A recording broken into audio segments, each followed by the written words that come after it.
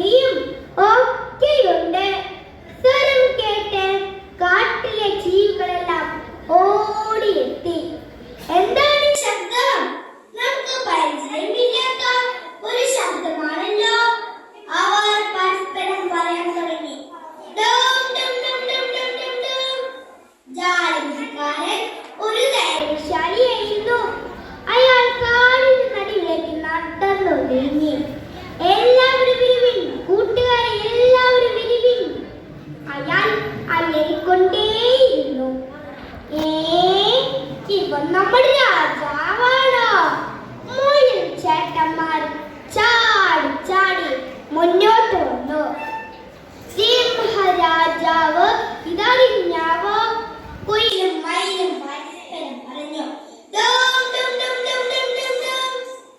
എല്ലാവരും വട്ടത്തിൽ നിൽക്കൂ, ഞാൻ നിങ്ങൾക്ക് ഒരു സമ്മാനം തരാം. ജാലവിദ്യക്കാരൻ പറഞ്ഞു. നിങ്ങൾ പരസ്പരം യുദ്ധം ചെയ്ത് വിജയിക്കണം. ഇത് കേട്ടപ്പോൾ കൊച്ചു ജീവനെല്ലാം വട്ടത്തിൽ നിന്നു.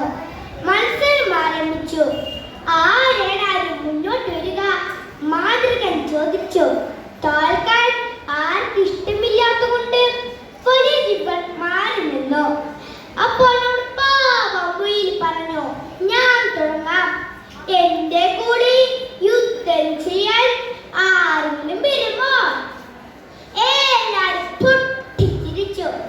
ആ സമയത്ത് പുലിവീരൻ മുന്നോട്ട് വന്നു. അത് കണ്ട് പേടിച്ച് മുയൽ കാട്ടിലേക്ക് ഒറ്റയോട്ടം. പുലി പറഞ്ഞു, ആരെങ്കിലും വരൂ എന്നോട് യുദ്ധം ചെയ്യാൻ. ജിറാഫ് മുന്നോട്ട് വന്നു. നീയോ? ജിറാഫ് പുലിയുടെ വാലിൽ പിടിച്ചൊരൊറ്റ പൊക്ക്. പുലി ചരിഞ്ഞു പോയി. ജിറാഫ് വൻ വിജയക്കാരൻ നിന്നു. അപ്പോഴാണ് അങ്ങാകലെ ഒരു ശബ്ദം കേട്ടത്. കൊക്കോ കൊക്കോ. പൂവൻ കോഴിയോ? ഇവനൊക്കെ എന്ത് കാര്യം?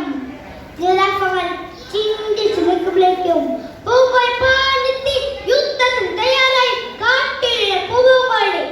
ജിറാഫ് നോക്കി നിൽക്കെ പൂവൻ പറന്നവന് പുറത്തേക്ക് കയറി ഉച്ചത്തിൽ പോയി.